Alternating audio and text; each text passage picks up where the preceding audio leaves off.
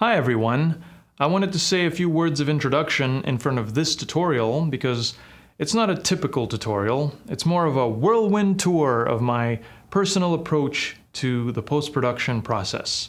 It's all the things I usually do to a video other than filming it. So I don't focus on any fun visual effects technique or any specific tips and tricks for editing. Instead, this is about shining the spotlight on every step in between. You know, the things that turn it into a workflow. So how do you set up your editing projects? What are the general steps? How do you get your rough edit and divide it into parts that you can do compositing and visual effects with? How do you get those composites back into your edit? How do you take the sound data and work on it in another program to do mixing and sound design? How do you do color correction? And how do you put it all together so that you go from raw footage into a finished, completed video that you're ready to post? You don't usually see this covered in tutorials, maybe for good reason, because it can be a little bit boring or a little bit frustrating to maybe watch me set up for fun processes and then skipping over the fun part to go to the next thing. But I think it's important to know this, and so I went ahead and recorded this, and I didn't do it all at once specifically for a tutorial. Instead, I did it throughout a month as I was working on a real episode. It was the recent secret bracelet debunk episode. Every time I was about to start on a post-production step or just finished with one, I did a little bit of screen capture and did an overview of the process. So in some segments you'll hear me sound chipper and full of energy, and in other parts I sound kind of exhausted and losing my voice.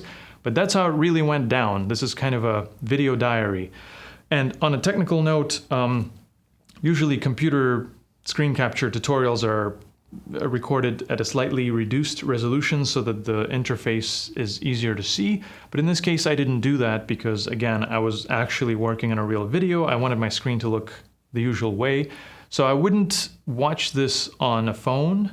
I would use a bigger screen and maybe even full screen the video if you want to be able to make out what the buttons and menus say. But either way, I hope you will find some kind of zen, geeky enjoyment in this whole journey with me. And let's just dive in. All right, so the secret bracelet debunk episode doesn't exist yet. It's just a script that I just finished writing today, and I'm going to film on Friday. Today is Wednesday. But I thought I'd get a jump on things because this is a pretty long episode and record all the voiceover segments ahead of time. So I'm going to open ProTools and create the session that's going to be used as the mixing session for the entire video. But right now, I'm just going to record the voiceover on it. So I'm going to create a session from template, and I've prepared a template that I always use for Captain Disillusion episodes. And it'll be at 16-bit, 48 kilohertz. And I'll put it in the sound folder of the project folder that I've already made. I will call it Secret Bracelet Debunk Sound Mix. Giving the session a name creates a folder inside that folder and puts all the proper files into it. So here we are. The template contains all the different tracks and stems that I typically use. But right now for the voiceover, I'm only interested in the voiceover tracks. So I'm just going to keep them visible and start my recording. I've got a lot to do, like 9 pages of voiceover to record, so I better get to it. Now I've recorded all the voiceover in these continuous takes in, let's see, 1, 2, 3, 4, 5, 6, 7, 8, 9, 10, 11 mini sessions. And I have to take each one of these because I mess up and I do it over and I repeat certain phrases and stuff. And I have to assemble each of these into a perfect, tight reading. So I'm going to go through that now, take all this raw material from this VO1 track and edit it down onto this one. Okay, now the voiceover has been edited, and each of these is actually a bunch of edits put together into a group. So now I no longer need these guys. I'm going to remove them and save out, bounce each of these clips as finished pieces of voiceover for separate segments so I can use them in the edit. And I'll spend the rest of today preparing for tomorrow's shoot.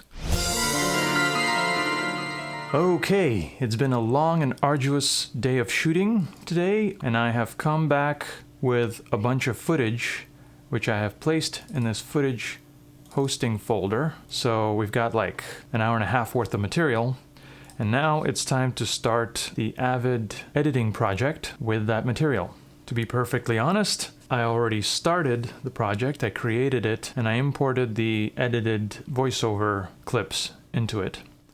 So now we'll just pick up where I left off by just opening it. And let's bring in today's footage. I also already shot some additional stuff with these demonstrations with the phone, which I did in the same room that we film everything in. And then I did some stuff with the arm here. Anyway, let's bring in this material. So in any open bin, I'm going to right-click and choose Input, Link to Media, because we're not going to import stuff, we're just going to link to it. And here's the hosting folder. I want to make sure I'm in the Panasonic P2 MXF type of file, so it knows the proper way to import that. So just with the folder highlighted, I'm going to press open, and it's going to create a new bin with all those clips in it. And when it's done, that's a lot of footage. My God. Okay, now it's done. I'm just gonna stick this as a tab into this like master bin window that I created, and let's call this hosting. Stick it into our footage folder. I'll also update my bin layout, just save current, so that I can always bring up all the bins and have them open when I need to. Okay, so there's a bunch of material in here. Let's get it a little organized. I have a preset for what columns of data I usually need to see. So let me set it like that, and then I'll order everything by time code so that I know it's chronological. And I'm already in this timeline I created, a sequence called assembly that is empty right now, but I'm going to begin my edit from nothing here. So the hosting shots, the shots of me in the room, are the backbone of everything, so that's what's going to go in first. So I'll select everything by Command A and just drag it into here, and it's going to all go in order of how it was shot. And there we have it. All the footage laid out. Looks like it's an hour and 9 minutes. Not too bad. And it says 2:09 here because by default an Avid sequence starts with 1 hour. It's just an old-timey sort of thing from the days of editing tape, but let's change that. Let's go into the sequence report window and just type 0 here and say apply changes. So now our sequence is actually starts with 0000. I've also got a bunch of audio tracks here.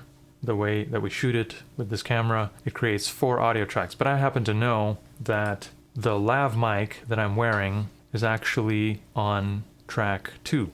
So this is pretty much what I need the whole time, unless there's something wrong with the lav sound, then I can resort to one of these other tracks. But I'm gonna, just for ease of editing, I'm gonna get rid of all the tracks that I don't need and keep the sound that I want. So I'm gonna go to the end, set an out point, go to the beginning, set an endpoint, lift all of this out of here. And then the one track of sound that I do have, I'll go ahead and move it from A2 to A1, just because it'll be easier to look at.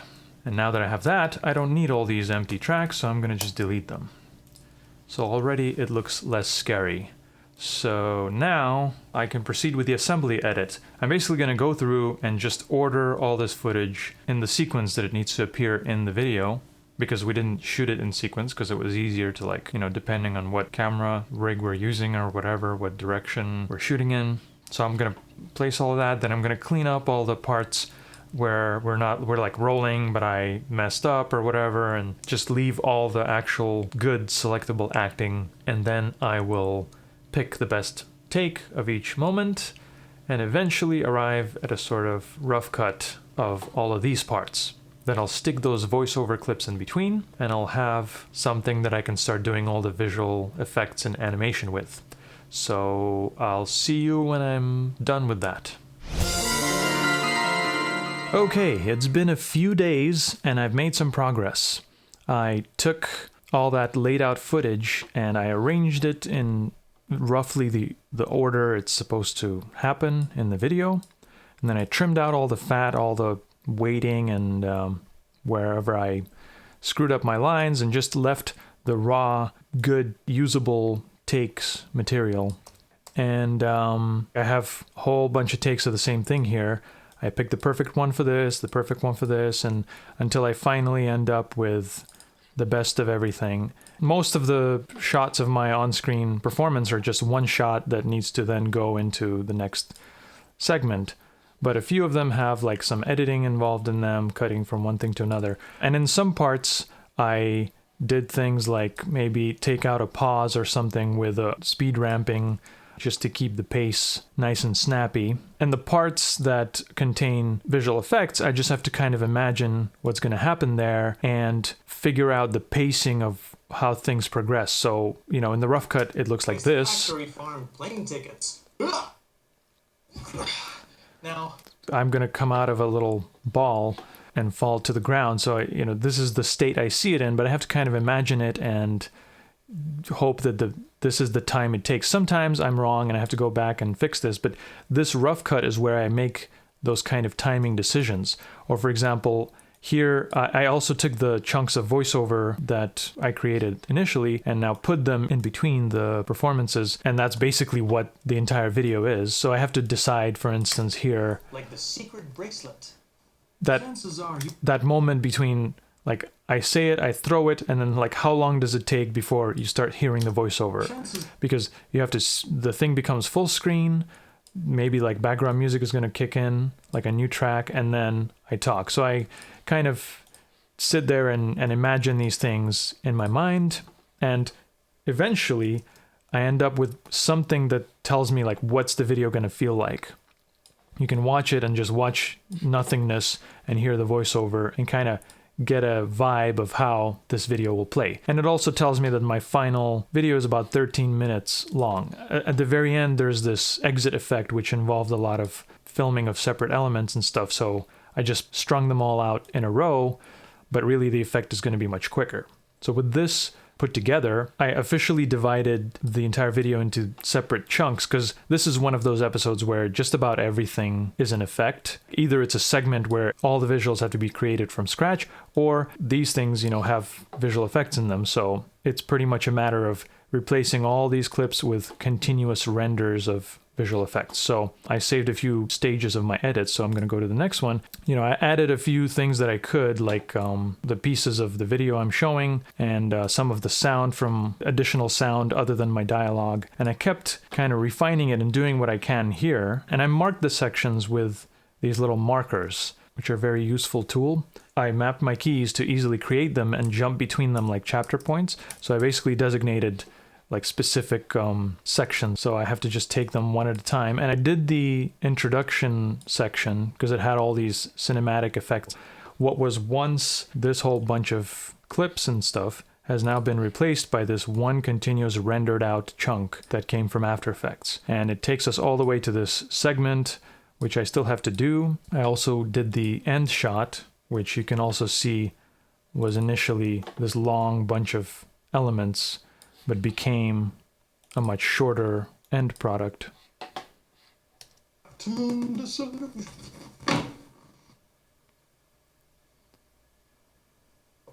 So with those fancy things out of the way, I figured I will go in order of difficulty and just attack the toughest, longest part first, which is this section where I go through all the list of technical problems with this invention. And it's very long, and it required a lot of like visuals from scratch and a lot of 3D animation and stuff. So I exported this whole piece into After Effects, worked for about 3 days on these 3 minutes, and I actually had to come back and put in a few shots. It was a gradual refining process, and eventually came back with this. So all the visuals and animation are done. in this biggest, most difficult chunk. And I'm going to move on to the next longest piece, which is this. But this was so exhausting. I think I'll give myself a little break by doing this part first, because it's a very short segment, just a few seconds, where I have to show just some stills of web pages. But it also includes these shots where I'm just going to tweak the framing a little bit. There's no major effects. So it goes from here to this little segment, back to these shots where I'm giving my sign off, and then it connects to that final effect, which I already did. So I just need to fill this part with purple and connect it to this. So let me do that with you so you can see the process of going from here to After Effects. I'm going to jump to the beginning of this section, press I for endpoint, jump to the next section, but I'll be sure to just go one frame back because that is where we want to set our out point. I also don't need, I guess, the top track or the bottom track because they don't have any content.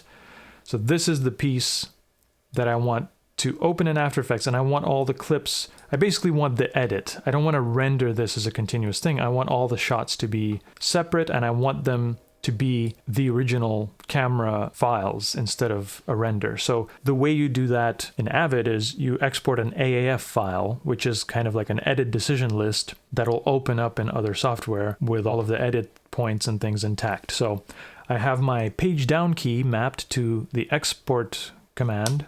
So I'll press that. I'll go into my folder where I'm working on these effects, and I'm going to I create a folder for each of the sections just so things are manageable. So I'll make a new folder called 008. That's the number of the section, called donation, because I'm talking about how I donated to these people's website to see if they will deliver on their promises. And I'll just call this donation for AE. And I'm using a preset which I've already set up a long time ago with all these settings. There's a certain way I want to import things. Like I made sure that it's only exporting the time that I marked and the tracks that I selected, and that it's not going to render anything. It's going to try to link to the original raw files, like I mentioned. So I never really have to deal with that. I just select the AAF for After Effects preset and just say save. And it's instantaneous because, again, it's just the edit project. And it also creates this backup sequence of what it exported, but I don't really need it here, so I'm just going to get rid of it to keep things tidy. And at this point, I'm done with Media Composer, and I'm going to switch to After Effects. So here in After Effects, the way we get the material in is we right-click in the project window, choose Import, but not just Import File. Instead, we have to go to this Pro Import After Effects option, and that gives us some extra features to import the AAF. So we'll navigate to where we just exported that thing. Here's our donation for AE. And there are a few settings which I also set up a while back, and I just don't really deal with them. I mean, you could probably leave them at default and it will work, but I tweaked certain things. Like, for instance, I'm not going to deal with audio in After Effects, so I just want to hear it. So there's an option to like have all the different audio tracks combined into a separate comp, just to have it as a reference soundtrack. So that's the kind of thing I set up. But basically, you just select the file, you say open, and it sets it all up, and it creates a composition which attempts to recreate your edit from the Avid or whatever program you're coming from, but all the clips obviously have their own layer, and there's my audio. I like to hide the audio so that it's not in the way. And I'm going to call this first, this main composition, main, and all the different assets, like the camera clips that are being used, are here in this little folder. Then I just kind of organize things, like for instance, there is a little speed ramp here, but this is really just one shot. So I don't want it to be this bunch of clips. All of this, so all of these little clips from here to here are one shot, and then it cuts to that next angle. So I'm gonna pre-compose this and call it, I don't know, can't wait, because that's a key line that I say in that shot. So I'll just use that. And so now it's one shot. So every shot is a cut. There's a speed ramp in this one as well. So I'll pre-comp that. And then this will basically be its own little segment, which I will start building with screen caps of websites and whatnot and whatever it is I need to show here. So I'll just continue working on this effect and eventually render it out as a clip, which I'll import back into Avid and replace that section of footage. So I'll keep at it till I'm done. See you then.